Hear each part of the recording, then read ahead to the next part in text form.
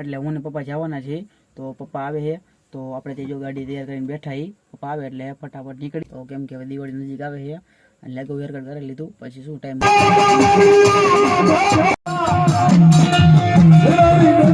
Number આવ્યા છે। શું કે રાહુલ બોલ જય માં મેલડી।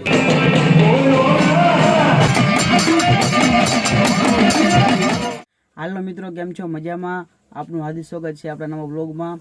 તો મિત્રો આજે આપણે ક્યાં જવાના છીએ? તો આજે આપણે જવાના છીએ માતાજીના માંડલામાં। તો કઈ જગ્યાએ જવાનું છે તો વિડીયોમાં જોતા રહીજો। અને અત્યારે લગભગ વાગી ગયા છે 9:30 જો થઈ ગયું છે અને અત્યારે આપણે છીએ માટેલ એટલે હું ને પપ્પા જવાના છીએ।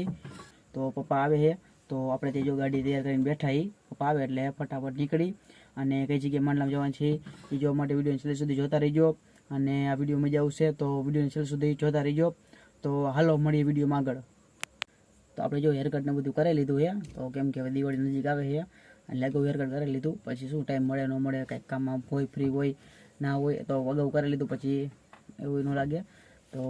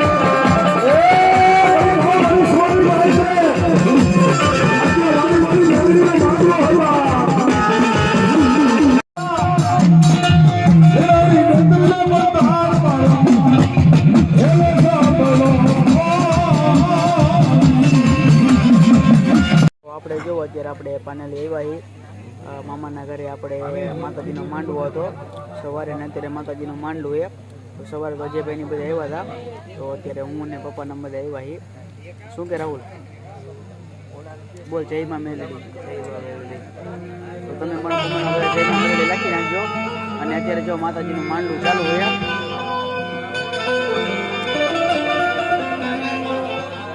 તો આપણે ગમતા તો વિડીયોને લાઈક શેર અને સબસ્ક્રાઈબ કરી નાખજો।